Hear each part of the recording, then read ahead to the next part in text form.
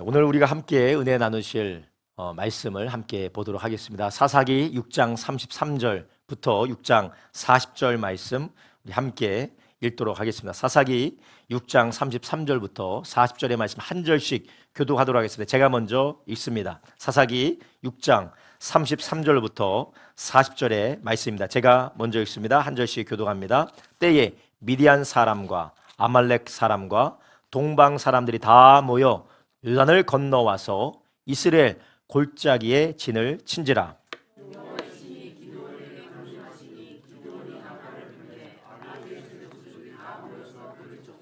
기드온이 또 사자를 온 므낫세에 두루 보내매 그들도 모여서 그를 쫓고 또 사자를 아셀과 스불론과 납달리에 보내매 그 무리도 올라와서 그를 영접하더라.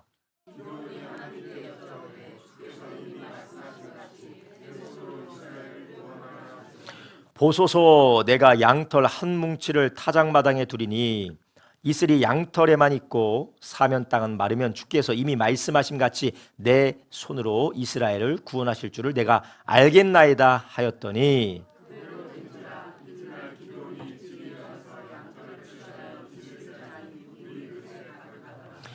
기드온이 또 하나님께 여짜오되 주여 내게 진노하지 마옵소서. 내가 이번만 말하리이다. 구하옵나니 나로 다시 한번 양털로 시험하게 하소서. 양털만 마르고 사면 땅에는 다 이슬이 있게 하옵소서 하였더니,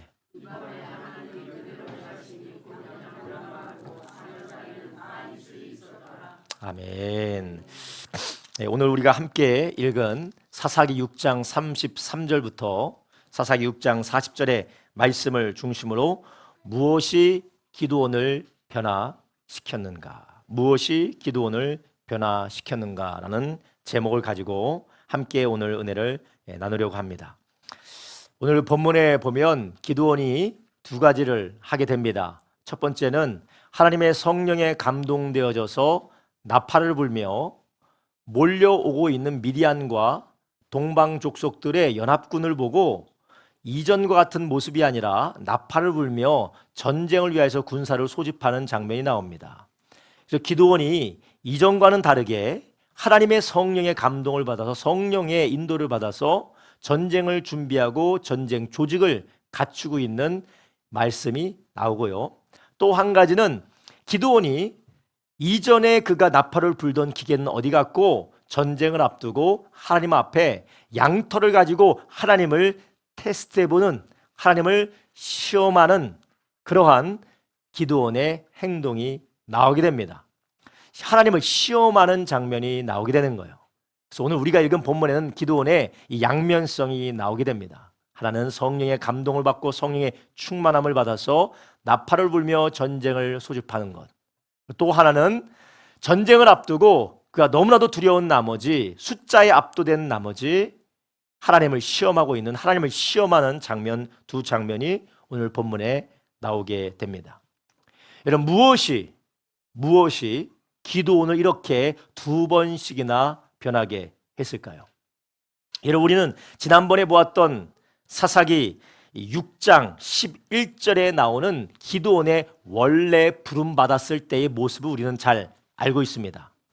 여러분, 우리가 알고 있는 사사기 6장 11절에 기드온은 무엇을 하고 있었습니까? 하나님께 부름받았을 때 그는 미디안과 그리고 동방 족속들이 연합군으로 그들을 약탈할 때 그는 너무나도 두려워서 포도주 틀에 들어가서 뭐하고 있었습니까? 타작하고 있어요. 사사기 6장 11절 한번 보겠습니다. 함께 읽겠습니다. 사사기 6장 11절. 여호와의 천사가 아비에셀 사람 요아스에게 속한 오브라에 이르러 상수리 나무 아래 앉으니라. 마침 요아스의 아들 기드온이 믿으려는 사람에게 알리지 아니하려 하여 미를 포도주 틀에서 타작하더니, 기드온이 원래는 그들을 약탈하기 위해서 노력하기 위해서 모인 미디안 사람들과 그 동맹군들 앞에 얼마나 그가 두려웠던지 숨어서 포도주 틀에서 아주 이러면서 밀을 타작하고 있었던 사람이 기드온이었습니다. 그런데 기드온이 지금 완전히 변화가 되었어요. 완전히 변화가 돼서 그는 지금 담대하게 나팔을 불고 군사를,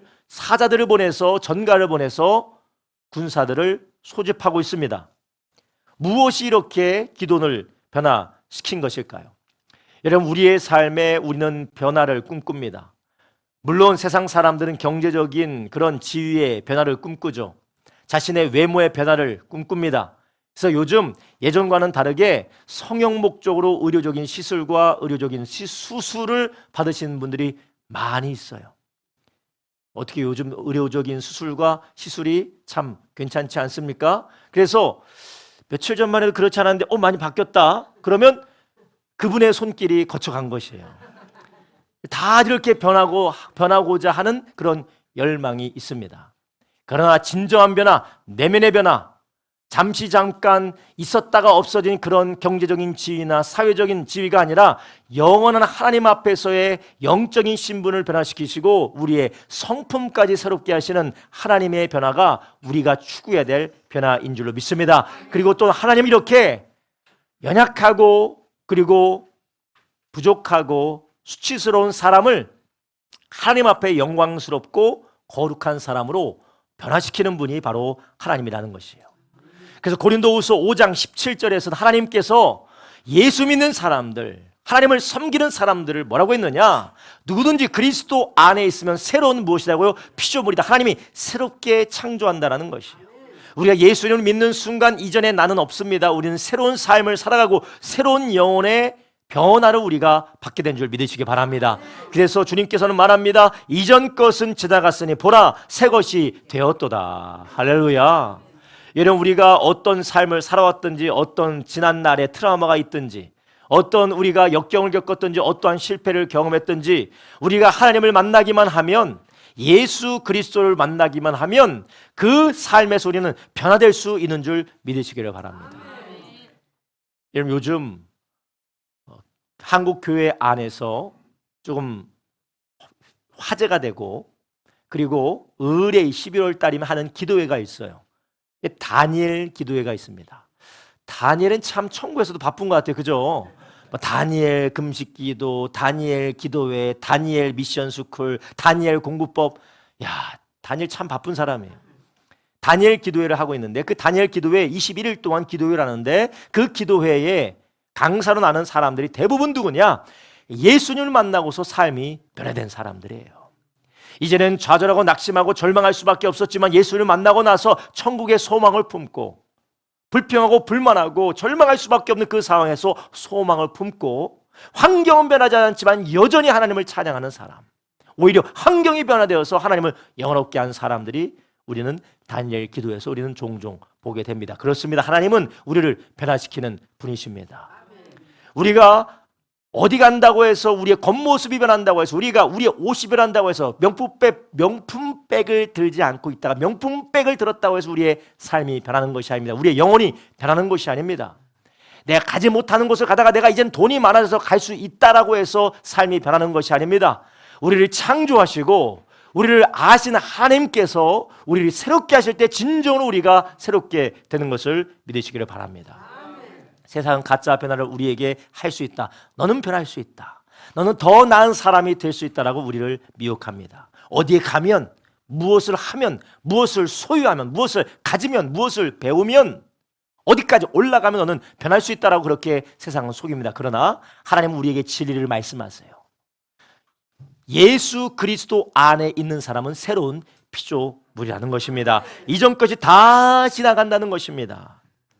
기도원이 이런 하나님의 놀라운 역사, 이전 것이 지나가는 놀라운 역사로 말미암아 기도는 변했어요. 그래서 포도주 틀에서 아주 부끄럽게 정말 소심하게 미를 타작하고 있던 그 기도원이 변화되어져서 담대하게 나팔을 불고 있는 것입니다. 여러분, 이 나팔을 불고 있다는 것은 무엇입니까? 전쟁을 준비하라는 것이요. 군사들아 모이라는 것입니다. 이 나팔을 분다라는 것은 군사를 모으는 것도 있지만 깃발을 들고 자기 자신이 표적이 되는 거예요. 어디서 나팔 소리가 났느냐? 어디로부터 군사가 소집이 됐느냐? 기드온입니다. 요아스의 가문 기드온입니다라는 표적으로 지정될 수 있는 그러한 두렵고 자기 자신이 피해를 받을 수 있는 상황을 담대하게 나간다라는 것은 기드온이 변한 것입니까? 안 변한 것입니까? 변했다라는 것이에요. 여러분, 그렇다면 하나님께서 이 기드온을 어떻게 변화시켰습니까? 무엇이 이 기드온을 변하게 한 것일까요?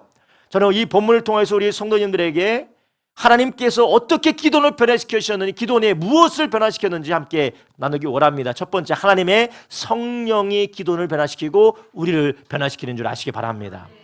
하나님이 기도를 변화시킨 것은 다른 것이 아니었습니다. 교육이 아니었습니다.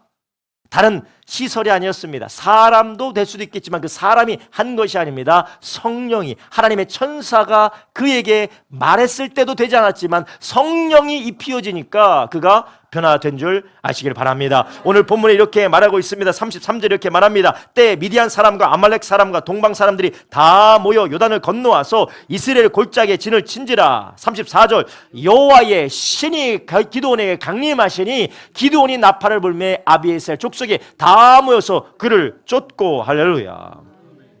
35절에 또한 이렇게 말합니다. 기드온이 또 사자를 온 므낫세에 두루 보내매 그들도 모여서 그를 쫓고 그 또 사자를 에셀과 스불론과 납달리에 보내매 무리도 올라와 그를 영접하더라. 아멘. 하나님의 성령이, 하나님의 신이, 34절에는 여호와의 신이 기드온에게 강림했다라는 것은 성령이 그에게 임했다라는 거예요. 성령이 기드온에게 임하여서 성령께서 기드온을 변화시키셨다라는 것입니다. 여러분, 이렇게 하나님께서 누군가를 변화시킬 때에, 어떤 역사를 일으키실 때에 성경은 늘 성령의 역사를 거론하십니다. 그래서 우리는 이 성령님이 무슨 일을 하시고 성령이 어떠한 역사를 일으키신지 우리는 집중하고 그것을 바라볼 때에 우리는 하나님의 변화에 한 발자국 더 가까이 가게 되는 줄 믿으시길 바랍니다. 많은 분들이 성령에 대해서 다들 익숙지 않으세요. 성령님 그게 무엇이냐, 성령이 도대체 무엇이냐라고 말씀하시는 분들도 많습니다. 여러분, 성령은 단지 능력을 행하시는 분이 아니고 성령은 단지 우리에게 익숙하지 않은, 정말 우리가 알기 어려운 분이 아니라 성령은 천지를 창조하실 때부터 성령은 우리와 함께 계시고 역사하신 분이라는 것이에요. 창세기 1장 1절부터 2절에 성령님의 역사가 보여집니다. 창세기 1장 1절부터 2절 이렇게 말합니다. 태초에 하나님이 천지를 창조하시니라. 땅이 혼돈하고 공허하며 흑암이 깊음 위에 있고 하나님의 신은 수면에 운행하시니라. 아멘. 자, 하나님의 신이 바로 성령님이에요. 이 성령님이 수면에 운행했다. 아주 혼돈하고 공허하며 흑암이 깊음 위에 있는 하나님의 신이 수면에 운행했다라는 이 말씀의 원문을 들어가면, 원어로 들어가게 되면 마치 독수리가 먹이를 잡기 위해서 그 위에 둥둥둥둥 떠다니면서 어떻게 하면 먹이를 잡을까 하고 집중하며 쏘아보는 그런 모습을 원어로 말하고 있어요. 이것은 바로 성령님이 천지 창조의 역사를 하셨다라는 것입니다. 물론 하나님이 말씀을 하셨지만, 말씀인 예수께서 천지를 창조하셨지만, 하나님이 말씀하시고 예수님이 순종하셨을 때에 역사하신 분이 누구시냐? 성령님이라는 것이에요. 하나님의 말씀에 떨어지기까지, 예수님이 순종하시기까지 기다렸던 성령님은 함께 창조의 역사를 이루신 줄 아시기를 바랍니다. 이렇게 무에서 유를 창조하신 성령님, 흑암이 깊음 위에 있고 땅이 혼돈했던 것을 질서를 잡아가며 빛이 있게 하고 생명이 피어나고 하나님의 충만한 복이 나타나도록 역사하신 분이 바로 누구냐? 성령님이라는 거예요. 할렐루야. 이 성령님이 특별하게 기드온에게 강림하니까, 기드온에게 임하니까 어떻게 됩니까? 기드온이 변화가 된 것이에요. 이전까지는 기드온이 두려워 떨며 불평했지만, 그러나 이제는 나팔을 불며 전쟁을 준비하는 것입니다. 사랑하는 여러분, 우리가 오직 성령이 아니면 우리의 삶이 변화될 수 없고, 오직 성령님이 우리 가운데 찾아오셔야지만이 우리의 삶이 새롭게 변화되는 줄 아시길 바랍니다. 이따가도 말씀드리지만 우리가 성령으로 말미암아 변화될 뿐만 아니라 성령으로만 우리의 삶을 계속해서 능력 있는 삶을 살아갈 수가 있는 것입니다. 하나님께서 귀하게 쓰신 이스라엘의 2대 왕 다윗 왕이 그렇게 위대하게 하나님 앞에 쓰임받을 수 있었던 이유가 무엇입니까? 사무엘상 16장 13절 이렇게 말합니다. 사무엘이 기름에 뿔을 취하여 그 형제 중에 그에게 부었더니 그날 이후로 다윗이 여호와의 신에 크게 감동되니라. 아멘. 하나님의 성령에 사로잡혀 다윗은 적진으로 돌진하고, 다윗은 하나님을 찬양하고, 다윗은 하나님의 계획을 따라 그가 정복할 것을 정복하고, 그가 준비하고 방비할 것을 방비하며 하나님의 일을 이루었다라는 것입니다. 여러분, 우리가 이렇게 새롭게 하시고 우리를 능하게 하시고 우리를 변화시키는 분이 누구시냐? 바로 성령 하나님이라는 것입니다. 목사님, 성령님이 누구신지, 예수님 하나님의 아들이 누구신지, 아버지 하나님, 하나님 아버지가 누구신지 너무 헷갈려요. 저는 그냥 간단하게 하나만 말씀드릴게요. 하나님은 세 분이시고 하나님은 한 분이십니다. 이것만 기억하시면 돼요. 하나님은 세 분이시고 하나님은 한 분이시다. 그래서 성령 하나님도 하나님이고 성자 하나님도 하나님이고 성부 하나님도 하나님이지만 그분은 다 한 하나님이시다. 그 한 하나님이 우리는 이해적으로 논리적으로 우리가 지각적으로 이야기했지만 그 초월적으로 하나 되어져서 함께 역사하는 줄 아시기 바랍니다. 그래서 하나님은 말씀하시고 말씀이신 예수님 말씀에 순종하시고 예수님이 순종하실 때 성령님은 역사하시는 것이에요. 이 성령님이 오늘 본문에 나오는 기드온에게 강림하여서 기드온의 두려움과 기드온의 근심과 걱정과 기드온의 소심함을 변화시켜서 담대함으로 새롭게 하시는 것입니다. 여러분, 오늘 이렇게 본문에 나온 이 기드온을 볼 때 우리는 누가 생각이 납니까? 초대교회에 제자들이 생각이 납니다. 제자들이 이전에는 예수님을 부인하고 예수님을 홀로 두고 다 떠나갔지만 그들이 오순절 성령의 충만의 역사를 보고 나서 경험하고 나서 그들은 어떻게 됩니까? 오히려 담대하게 나가서 예수님의 복음을 증거하고 심지어는 순교를 당할지라도 복음을 부인하지 않고 전도하는 삶을 살았던 것입니다. 여러분, 하나님의 성령이 우리를 변화시키십니다. 여러분, 돈이 우리를 변화시키는 것이 아닙니다.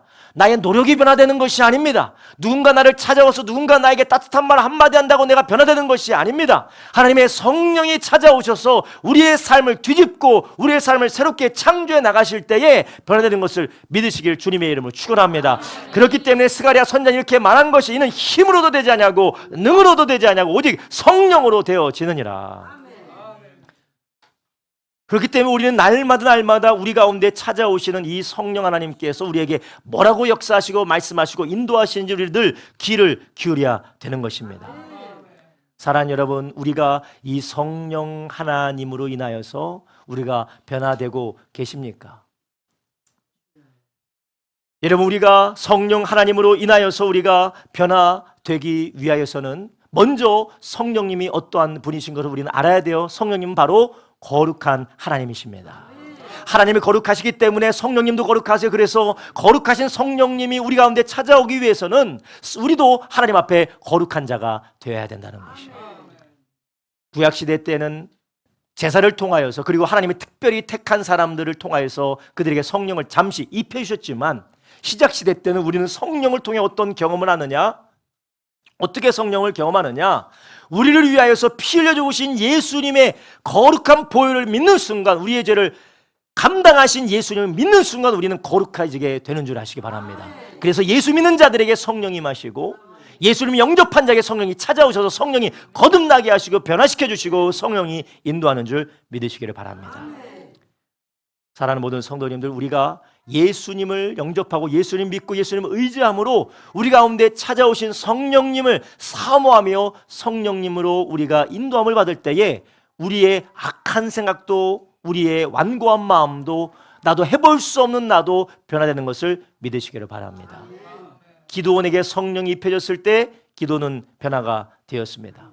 오늘 본문을 보면 기드온만 변화된 것이 아닙니다. 여러분, 성령이 임하고 성령이 역사하기 시작하면 본인만 변하는 게 아니에요. 두 번째로 오늘 본문을 보니까 하나님의 성령이 환경을 변화시키는 줄 아시기 바랍니다. 함께 따라합니다. 하나님의 성령이 환경을 변화시킵니다.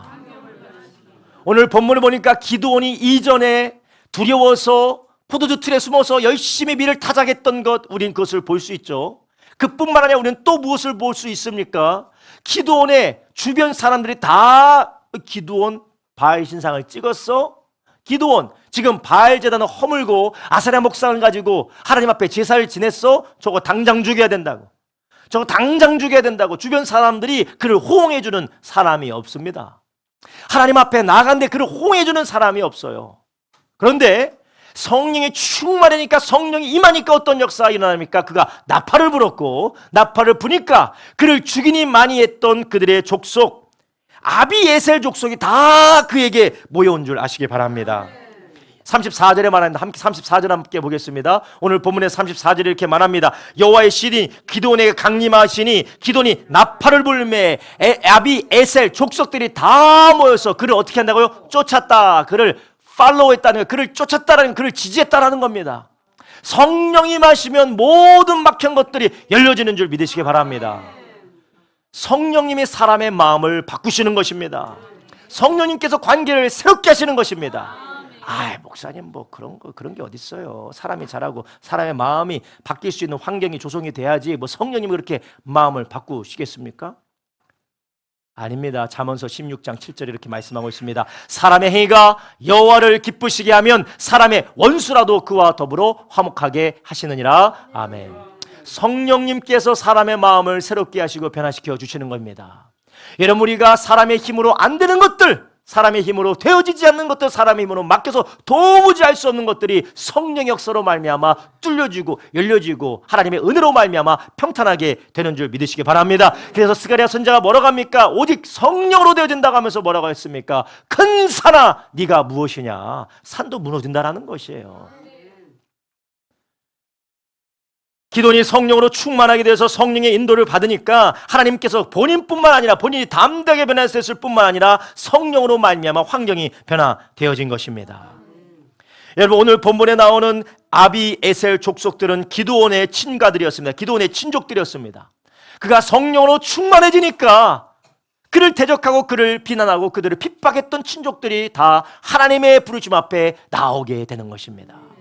사랑하는 여러분, 우리가 가족 구원에 대한 소망이 있지 않습니까? 환경이 변하고 우리가 조금 더 잘해주고 우리가 또 뭔가 노력한다고 사람들이 말을 듣습니까? 그렇지 않아요.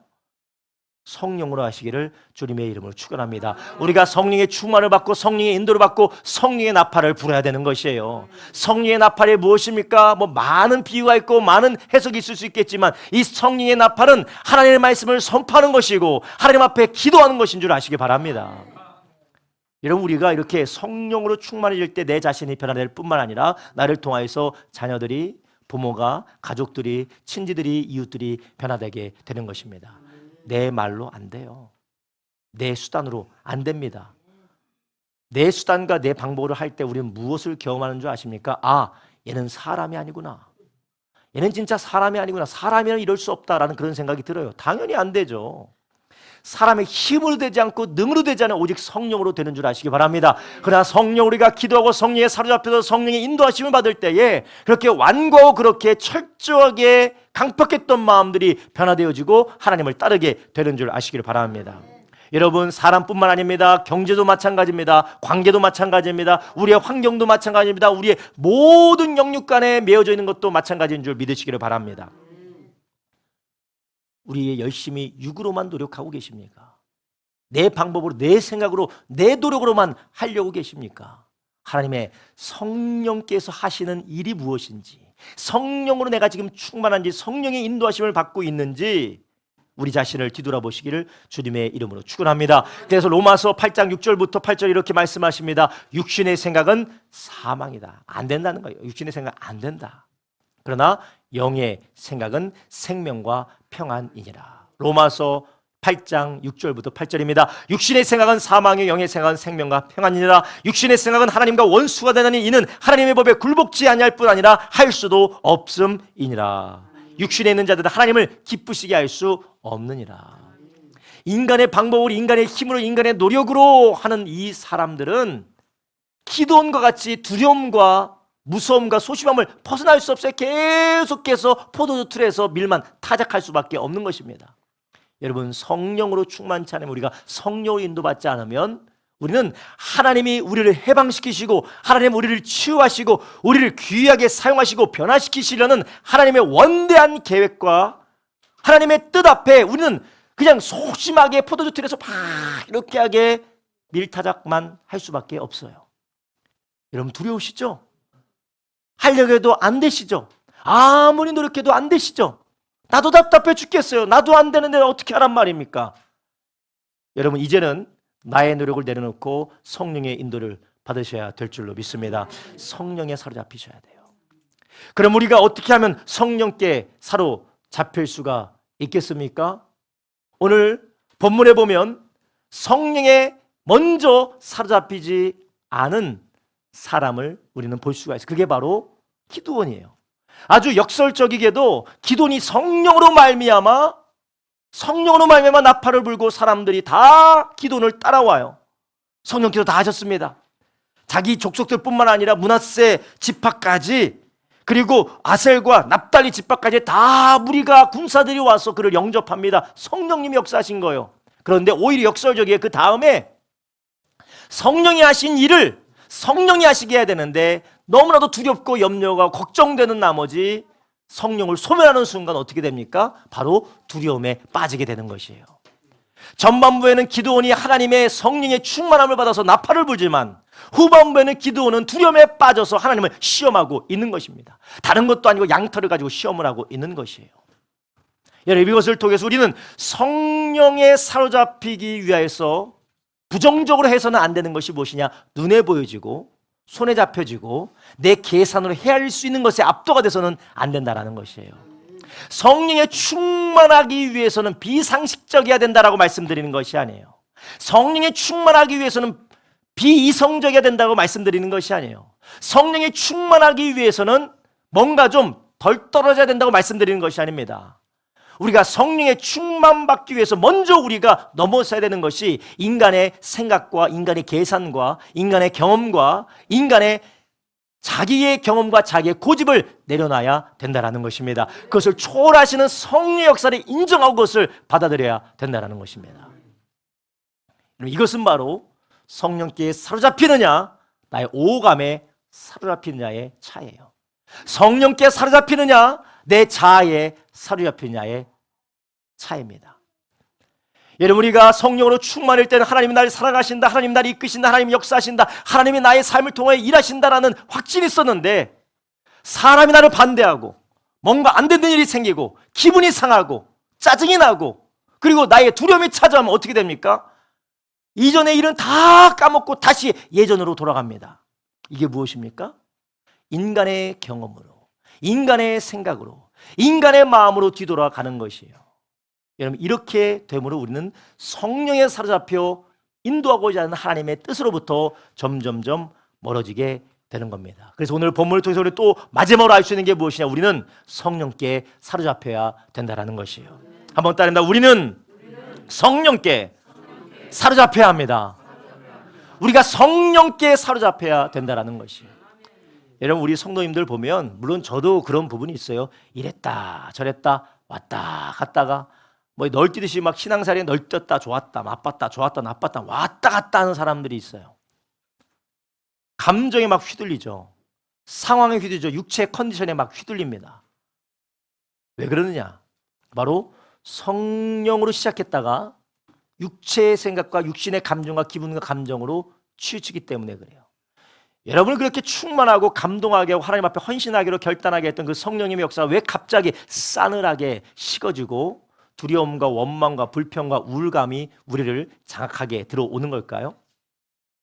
왜 그렇게 담대하게 나팔을 불었던 기드온이 소심하게도 전쟁에 나갈 생각은 하지 않고 솜 하나 가지고 솜뭉치 가지고 하나님 이렇게 해주십시오 저렇게 해주십시오라고 하나님을 시험하고 있는 걸까요? 바로 우리가 성령을 성령께 사로잡히는 것이 아니라 우리의 생각에 조금 더 우리가 이야기하자면 악한 마귀의 속임수에 사로잡혔기 때문에 그렇습니다. 여러분, 하나님은 우리에게 말씀을 통하여 약속을 통하여 하나님이 역사하신다, 하나님이 함께 하신다, 하나님 너를 사랑하신다라고 성령 우리를 그렇게 주장하시지만 사탄은 우리의 오감과 우리의 불완전한 우리의 오해를 가지고 안 되잖아, 되는 거 없어, 괜히 너 혼자 그러지 마, 너 혼자 바보 되는 거야, 결국 너 혼자밖에 없어, 네 인생은 네가 책임져야 돼, 너 아니면 누가 너를 돌보겠어, 그렇게 하면 될 것 같아? 어차피 인생 혼자 사는 거야. 아무도 널 책임져 주지 않아. 하나님도 널 책임져 주지 않아. 세상은 스스로 돕는 자를 돕는다고 했어. 성경에 나와 있지도 않아요. 그렇게 우리의 마음을 마귀는 인간의 연약한 생각으로 틈타서 마음을 강팍하게 만들어요. 찬송이 불평으로 바뀝니다. 사랑이 원망으로 바뀝니다. 기쁨이 우울감으로 바뀝니다. 그래서 하나님께서 주신 소망이 절망으로 바뀌게 되는 거예요. 하나님을 향한 기쁨과 담대함이 지금 시험으로 바뀌게 된 것입니다. 여러분, 지금 그런 가운데 있습니까? 그러면 지금 우리의 연약하고 우리의 오감을 인해서 우리를 속이고 있는 사단의 미혹으로부터 벗어나기를 주님의 이름으로 축원합니다. 이 악한 마귀는 에덴 동산에서부터 하나님이 주신 모든 좋은 것들을 원망하고 불평하여서 결국 거기에서부터 끌어내는 것이 그 가운데서 이간시키는 것이 사탄의 역사입니다. 여러분, 그렇게 찬양하고 감사하고 기쁘고 주님께서 우리에게 주셨던 그 마음들이 다 누가 뺏어갔습니까? 누가 다 도적질해 갔습니까? 그게 바로 마귀의 역사고 사탄의 역사예요. 목사님 뭐 그거 감정적인 걸 가지고 뭐 사탄까지 끌어들여서 그렇게 진지하게 말하실 필요가 있습니까? 성경의 모든 곳에 사울도 악신이 틈타니까 그가 번뇌하며 잠도 못 자고 미친 정신병이 걸렸습니다. 마귀가 틈타니까 하나님 먹지 말라는 선악과를 먹고 저주를 받아 죽게 되었습니다. 유다가 사탄이 틈타서 마귀가 틈타서 자기의 선생인 예수님을 팔아먹고 자살하여 죽게 되었습니다. 여러분, 그렇다면 우리는 어떻게 하면 이 마귀의 밥으로부터, 마귀의 미혹으로부터 우리는 벗어날 수가 있을까? 어떻게 하면 성령으로부터 사로잡힐 수가 있을까요? 오늘의 본문을 통하여서 우리는 이 하나님이 기드온을 다루시는 것을 통해서 우리는 알 수가 있습니다. 하나님은 어떻게 하십니까? 기드온은 하나님을 시험합니다. 그러나 하나님은 어떻게 하십니까? 그분의 말씀대로 그대로 행한 줄 아시기 바랍니다. 내가 그렇게 하기로 했기 때문에 양털을 적시시고 하나님이 약속하셨기 때문에 양털 주변을 적시신 것이었어요. 그렇다고 이렇게 시험하는 것이 잘한 일이다라고 성경은 말하지 않습니다. 그럼에도 불구하고, 불신앙임에도 불구하고, 증거를 요구하는 불신앙임에도 불구하고 하나님의 약속에 신실한 하나님이기 때문에 그분은 기드온을 용납하시고 그를 격려하셨다는 것입니다. 여러분, 우리가 하나님의 성령께 사로잡히는 것은 하나님의 약속의 말씀을 붙드는 것이고 하나님의 말씀 앞에 붙들릴 때인 줄 아시길 바랍니다. 그래서 이스라엘 백성들이 예수님을 죽이고 예수님이 이단인 줄 알았다가 그들이 회개하고 성령에 충만하게 된 것이 무슨 계기입니까? 바로 하나님의 말씀을 들었을 때였어요. 사도행전 2장 37절부터 38절에 뭐라고 합니까? 저희가 이 말을 듣고 마음에 찔려 베드로와 다른 사도들에게 물어가되 형제들아, 우리가 어찌할꼬 뭔 말을 들었습니까? 뭔 말을 들었어요? 너희가 죽인 예수는 하나님의 아들이다. 그가 다시 부활하셨어. 우리를 위하여서 부활하셔서 우리의 죄를 사하셨다. 말씀을 들으니까 그들이 회개하고 어떤 역사가 일어납니까? 38절에 말합니다. 베드로가 가로되 너희가 회개하여 각각 예수 그리스도의 이름으로 침례를 받고 제사함을 받아 그러면 성령을 선물로 받으리니. 할렐루야. 제사함을 받는 것, 회개하는 것 어디로부터 시작됩니까? 말씀으로부터 시작되는 것입니다. 사도들의 증언, 사도들의 말씀 선포를 통하여서 듣는 자들이 하나님 앞에 회개하고 그들이 침례를 받고 제사함을 받고 성령을 선물로 받은 것이었습니다. 여러분, 우리가 하나님의 말씀을 계속해서 듣지 않으면, 그분의 말씀의 임재 가운데, 말씀의 역사 가운데 있지 않으면 우리는 계속해서 미혹되며 성령으로부터 점점 소외되고 성령을 소멸하는 사람이 되어지게 되는 것입니다. 여러분, 우리가 일주일 동안 말씀이 없이 살다가 불평, 원망, 낙심, 좌절, 내가 오늘 교회를 가 마라, 오늘 내가 기도를 해 마라, 내가 오늘 하나님 앞에 가 마라 하다가 예배를 드리면서 하나님의 말씀이 선포되어져 그 말씀이 역사하기 시작할 때 우리 가운데 어떤 일이 일어나게 됩니까? 내가 믿음 없이 행했던 것이 회개가 되어집니다. 회개가 되어질 때 성령님이 충만하게 역사하는 줄 아시기 바랍니다. 할렐루야. 사도행전 10장 44절부터 46절에서도 말씀을 통하여 역사하시는 성령의 역사를 이렇게 말하고 있습니다. 베드로가 이 말을 할 때 성령의 말씀 듣는 모든 사람에게 내려오시니. 할렐루야. 베드로와 함께 온 할례 받은 신자들이 이방인에게도 성령 부어주심이 인하여 논란이 있는 방언을 말하며 하나님을 높임을 들음이러라. 아멘.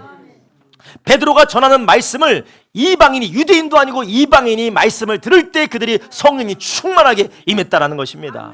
말씀을 통하여서 그들이 회개하고 예수님을 영접했기 때문에 성령이 임한 것입니다.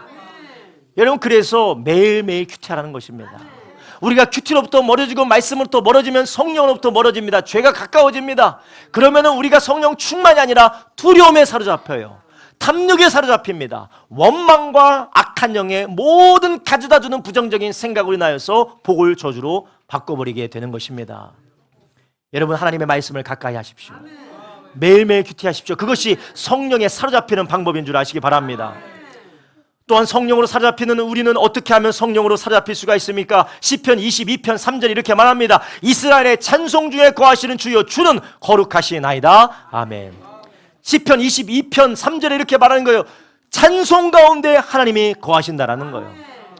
여러분, 오늘도 우리가 찬송했습니다. 예수의 사랑, 예수의 사랑 찬송할 때 어떻습니까? 성령이 충만해지는 것이에요. 우리가 주님을 찬양할 때 주님의 긍휼하심과 주님의 자비하심과 주님의 놀라운 행하신 일을 찬양할 때에 하나님께서 기뻐 받으시고 성령이 우리 가운데 충만케 되어집니다. 여러분, 찬양을 많이 들으시고 찬양을 많이 하시기를 바랍니다. 그래서 혼자 찬양하기 어려우면 찬양하는 예배를 사모하며 찬송할 때에 사울의 악신이 떠난 것처럼 우리 가운데 있는 모든 미혹의 악신들이 떠나가게 될 줄로 믿습니다. 찬양만 제대로 해도, 찬송만 제대로 해도 우리 가운데는 모든 우울한 생각과 원망과 불평과 거짓된 마음들이 떠나가게 되는 줄 믿으시기 바랍니다. 마지막으로 우리가 어떻게 하면 성령 충만해집니까? 우리는 예수님의 이름으로 예수 믿는 형제들과 함께 모여 서로 사랑할 때에, 함께 모여 서로를 돌보고 서로를 돌아보며 서로를 격려하고 서로의 필요를 채울 때에 성령이 우리 가운데 임하는 줄 아시기 바랍니다. 마태복음 18장 20절에 이렇게 말합니다. 두세 사람이 내 이름으로 모인 그곳에 나도 그들 중에 함께 있느니라. 우리가 두세 사람으로 예수님의 이름으로 모였습니다. 주님 어디 계십니까? 예수님 어디 계세요? 하늘에서 막 내려오셨습니까? 안 계세요. 성령은 우리 가운데 임하고 계신 줄 아시기 바랍니다. 우리가 두세 사람이 모이면 혼자 있을 때는 외로웠고, 혼자 있을 때는 부정적이었고, 혼자 있을 때는 우리의 생각 가운데 낙심이 가득했지만, 예수님의 이름으로 그냥 모이는 게 아닙니다. 남 험담하면서 모이는 걸 말하는 것이 아니에요. 예수님을 사모하며 기도하며 찬송하며 예배하며 말씀으로 모일 때에 성령이 우리 가운데 충만하게 되는 줄 아시길 바랍니다. 그리고 우리가 모이되 주님을 인정하며 성령을 사모하며 모일 뿐만 아니라 우리의 모임이 다투고 싸우고 이적인 마음으로 서로를 견제하고 서로에 대한 원망으로 만나는 것이 아니라 우리가 예수님의 말씀대로 내가 너희를 사랑한 것처럼 너희도 서로 사랑하는 말씀대로 서로의 필요를 채우고 서로의 연약함을 돌봐주고 서로를 격려할 때 성령이 우리 가운데 충만하게 임하는 줄 아시기 바랍니다. 여러분, 초대교회 때 성령 충만했죠. 여러분, 초대교회는 모이면 무엇했습니까? 모이면 말씀 나눴습니다. 모이면 떡을 뗐습니다. 근데 여기서 떡을 뗐다라는 것은 그냥 우리가 식사를 했다라는 것이 아니에요. 여러분, 그때는 밥 못 먹는 사람 많았습니다. 그리고 거기는 유무상통했어요. 서로의 필요를 서로가 채웠습니다. 여러분, 교회가 모여서 그냥 예배만 드리고 하나님만 찬양 간다고 성령 충만한 것이 아닙니다. 서로의 필요를 채워줘야 돼요. 서로의 필요를 채워주는 게 무엇입니까? 나의 귀중한 시간, 나의 귀중한 물질, 나의 귀중한 에너지를 함께 목장 모임하면서 함께 기도해주면서 함께 그 사람의 이야기를 들으면서 서로의 필요를 채우며 복음의 일을 위하여서 함께 협력하는 것이 사랑으로 하나 되는 것인 줄 아시기 바랍니다.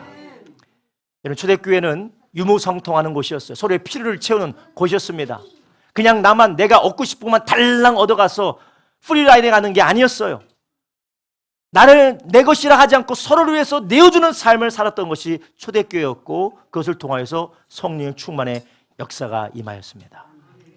요한일서 4장 11절부터 13절에 이렇게 말합니다. 사랑하는 자들아, 하나님이 이같이 우리를 사랑하셨은즉 우리도 서로 사랑하는 것이 마땅하도다. 어느 때나 하나님을 본 사람이 없으되 만일 우리가 서로 사랑하면 하나님이 뭐 하신다고요? 우리 안에 거하시고 그의 사랑이 우리 안에 온전히 이루었느니라. 마지막 13절, 그의 성령을 우리에게 주심으로 우리가 그 안에 거하고 그가 우리 안에 거하는 줄을 아느니라. 아멘. 우리가 서로 사랑할 때 성령이 우리 가운데 오셔서 충만해진다라는 것입니다. 나밖에 모르는 사람은 성령 충만을 경험하기 어려워요. 물론 나밖에 모르는 사람이 종교적인 행위가 많을 수 있어요.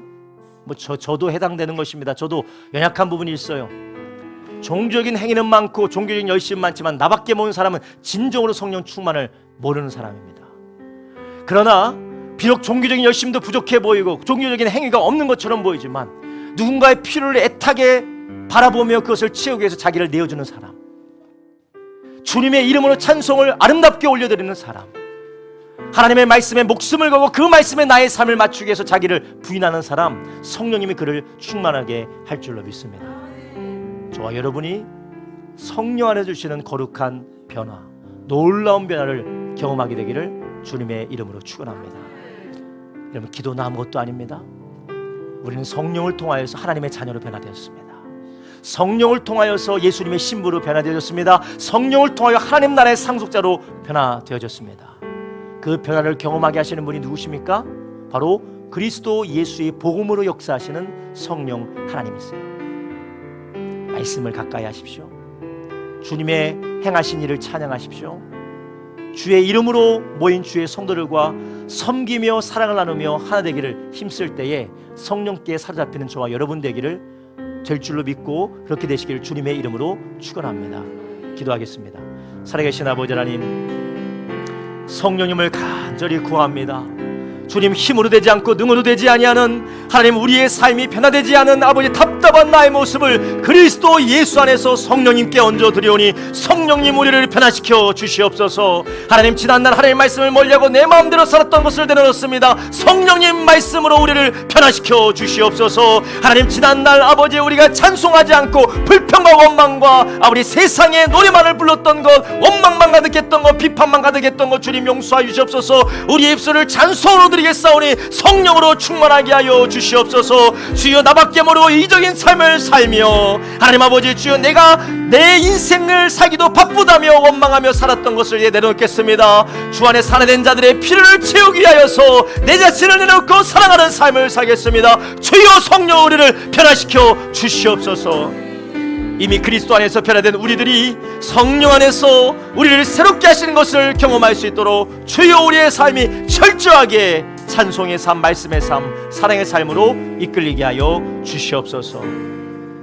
하나님, 악한 마귀는 우리 가운데 말씀으로부터 멀어지게 하고 하나님, 성도의 교제로부터, 나눔으로부터, 섬김으로부터 멀어지게 하고 이기적인 가운데 속박되게 만들고 불평과 원망에 속박되며 하나님, 남들을 부러워하며 찬송으로부터 멀어지게 합니다. 주여, 우리 가운데에 이런 마귀의 미혹 역사는 떠나가게 해주시고 성령님 역사하여 주시옵소서. 그리하여서 우리의 삶이 점점 더 예수 그리스도를 닮아가게 해주시옵시고 하나님의 나라의 권능이 우리 가정 가운데 임하게 하여 주시옵소서. 하나님 아버지, 기도원을 통하여서 하나님 그 모든 족속들이 하나님의 군사로 거듭났던 것처럼 성령 충만한 나를 통하여서 내 가정이, 우리 교회가, 내가 있는 자리가 하나님의 것으로 드려지게 하여 주시옵소서. 감사드리며 예수님의 이름으로 기도드렸사옵나이다. 아멘.